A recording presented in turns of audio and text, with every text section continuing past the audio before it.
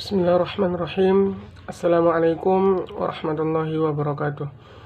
Alhamdulillahirrabbilalamin. Wassalatu wassalamu ala asyrafil anbiya wal mursalin wa ala alihi wa sahbihi ajma'in, amma ba'du. Puji syukur kita panjatkan kehadirat Allah Subhanahu wa taala, dan tak lupa salawat kepada junjungan kita Nabi Muhammad sallallahu alaihi wasallam. Baik, di sini saya Muhammad Agung dari manajemen 4A akan menyelesaikan tugas UAS mata kuliah hadis ekonomi, yaitu menghafalkan hadis tentang investasi, asuransi, keuangan negara, dan filantropi dalam Islam. Baik, sebelumnya saya ucapkan terima kasih kepada Ibu Rizka Amelia MAG selaku dosen pengampu mata kuliah hadis ekonomi yang telah memberikan tugas ini kepada saya. Mudah-mudahan tugas yang diberikan dapat bermanfaat untuk kedepannya. Amin. Amin ya rabbal alamin. Baiklah, langsung saja. Yang pertama yaitu hadis tentang investasi dan penjelasannya. Investasi yaitu penanaman modal atau aset berharga kepada suatu pihak atau lembaga tertentu untuk mendapatkan keuntungan pada waktu tertentu pula. Adapun yang dapat kita investasikan yaitu emas, deposito, saham, tanah, dan lain sebagainya. Adapun manfaat investasi yang pertama yaitu untuk mengembangkan usaha, yang kedua berpartisipasi dalam pembangunan negara, yang ketiga yaitu mengurangi tekanan inflasi dan lain sebagainya. Adapun hadis Rasulullah Shallallahu Alaihi Wasallam tentang investasi yaitu An Hudzaifah bin Yamani qala Rasulullah Shallallahu Alaihi Wasallam min ba'ada wa lam yaj'al samanaha fi misliha lam yubarak lahu fiha, yang artinya dari Hudzaifah bin Yaman berkata bahwasanya Rasulullah Shallallahu Alaihi Wasallam bersabda, barang siapa yang ingin menjual rumah namun tidak menentukan harga yang sesuai, maka tidak akan mendapatkan berkah. Hadis riwayat Ibnu Majah. Penjelasan hadis tersebut terkait dengan investasi yaitu kita umat Islam dilarang untuk menimbun kekayaan yang kita miliki, dan dilarang pula untuk mengkonsumsi secara berlebihan. Adapun cara yang dapat kita lakukan yaitu dengan berinvestasi sesuai dengan syariat dan ketetapan hukum dalam Islam. Karena apabila kita berinvestasi sesuai dengan syariat dan hukum Islam akan mendapatkan keberkahan dari Allah Subhanahu wa taala. Hadis yang kedua yaitu tentang asuransi. Asuransi yaitu perjanjian dua orang atau lebih yang mana pihak tertanggung wajib membayarkan iuran atau premi guna untuk mengganti rugi atas kerusakan yang terjadi akibat suatu peristiwa tertentu. Adapun asuransi yang dapat dilakukan yaitu asuransi jiwa, pendidikan, kesehatan, kendaraan, dan lain-lain. Adapun manfaat dari asuransi ini yaitu mendapatkan ganti rugi apabila terjadinya suatu peristiwa tertentu kepada seseorang. Contohnya kecelakaan, sakit, dan lain sebagainya. Adapun hadis Rasulullah Shallallahu Alaihi Wasallam tentang asuransi ini yaitu al-mu'minu lil mu'mini kal bunyani yashuddu ba'duhu ba'dah. Seorang mukmin dengan mukmin yang lainnya ibarat sebuah bangunan, satu bagian menguatkan bagian yang lainnya. Hadis riwayat Muslim dari Abu Musa al-Asy'ari. Penjelasan hadis tersebut terkait tentang asuransi yaitu tentang orang mukmin yang menguatkan orang mukmin yang saling tolong-menolong dengan mukmin lainnya. Sebagaimana juga asuransi tafakul yang saling menguatkan atau saling mengokohkan. Contohnya apabila terjadi suatu musibah kepada seseorang, maka kita ikut merasakan dan tolong-menolong terhadapnya, yaitu dengan melakukan atau memberikan dana tabarru atau dana tolong-menolong kepadanya. Hadis yang ketiga yaitu tentang filantropi Islam.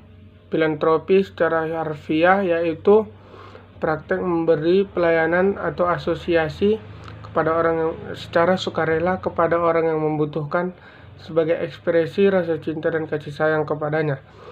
Adapun filantropi ini populer disebut dengan hibah, wakaf, ataupun sedekah. Adapun manfaat dari filantropi Islam ini yaitu untuk mempererat tali silaturahim dan memperkuat rasa kasih sayang antar sesama umat muslim, baik yaitu antara yang membutuhkan dengan yang dibutuhkan. Adapun hadis Rasulullah Shallallahu Alaihi Wasallam tentang filantropi Islam yaitu idza mata bna adama in qata'a amaluhu illa min salas shadaqatin jariyatin aw ilmin yantafa'u bihi aw waladi sholihin yad'ulah. Artinya apabila anak Adam telah meninggal dunia maka terputuslah seluruh amalnya kecuali 3 amalan: sedekah jariyah, ilmu yang bermanfaat, dan anak soleh yang mendoakannya. Adapun kaitan hadis ini dengan filantropi Islam yaitu sedekah jariyah, ilmu yang bermanfaat ataupun anak yang soleh yang ditinggalkan oleh seseorang yang telah meninggal dunia masih dapat membantunya di alam kubur. Adapun kaitan lainnya yaitu tentang rasa kasih sayang seseorang kepada orang yang telah meninggal dunia, yaitu dengan cara mendoakannya, bersedekah atas namanya, dan mengamalkan serta melaksanakan ilmu yang telah diajarkannya kepada kita selama dia masih hidup di dunia. Yang keempat yaitu hadis tentang keuangan negara. Keuangan negara yaitu segala sesuatu yang berhubungan dengan negara yang berupa uang, baik penerimaan, pemasukan ataupun utang negara. Adapun sumber pendapatan dari keuangan negara yaitu pajak, zakat, wakaf, dan lain sebagainya.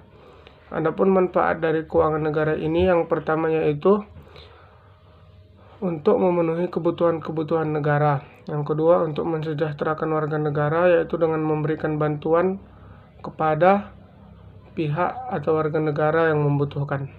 Adapun hadis Rasulullah Sallallahu Alaihi Wasallam tentang keuangan negara yaitu an Ubaidullah bin Musa qala akhbarana Hanzalatu bin Abi Sufyan an Ikrimah bin Khalid an Ibni Umar radhiyallahu anhuma qala Rasulullah sallallahu alaihi wasallam bunyal islamu ala khamsin syahadati an la ilaha illallah wa anna muhammadar rasulullah wa iqamis shalah wa ita'iz zakah wal haji wa shaumi ramadan.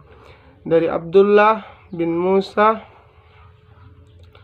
berkata, telah mengabarkan kepada kami Hanzalah bin Abu Sufyan dari Ikrimah bin Khalid dari Umar berkata bahwasanya Rasulullah Sallallahu Alaihi Wasallam bersabda, Islam dibangun di atas 5 pondasi: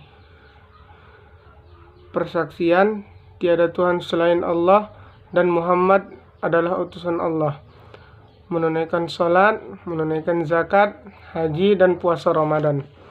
Adapun kaitan hadis tersebut dengan keuangan negara yaitu tentang kewajiban membayar zakat.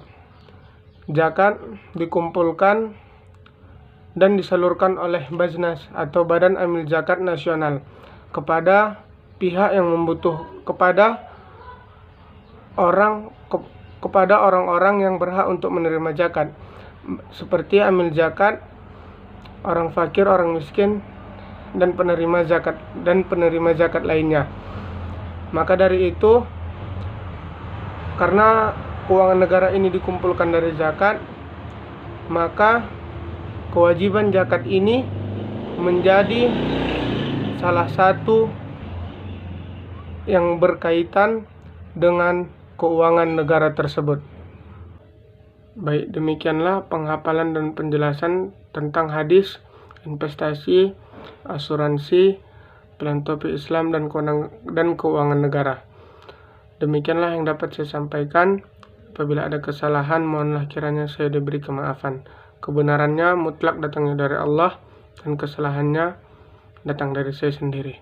Wabillahi taufiq wal hidayah. Assalamualaikum warahmatullahi wabarakatuh.